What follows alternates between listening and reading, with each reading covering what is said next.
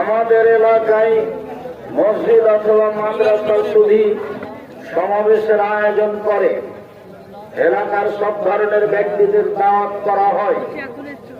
500 থেকে 1000 জন উদ্দেশ্য মসজিদ মাদ্রাসার উন্নয়নের জন্য দান আদায় করা।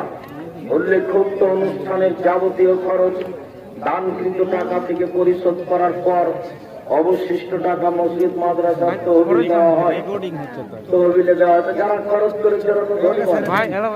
আর এটা তো ভিক্ষা করো 10 পয়সা, এটা কি সবাই খেতে পারবে? এটা তো সবার জন্য খাওয়া হারাম, শুধু এতিম পারবে। তো যারা এখানে খেয়ে গেল তারা কি এতিম? তারা কি অসহায় মানুষ ভিক্ষা করে খায়? কমিটির সুধীর এই টাকা খাওয়া যায় নয়। তারা ব্যক্তিগতভাবে টাকা উঠে খাওয়ার ব্যবস্থা করবে। যদি এটা হয়ে থাকে তাহলে হারাম কাজ হয়েছে, পরবর্তীতে আর হয় না যেন।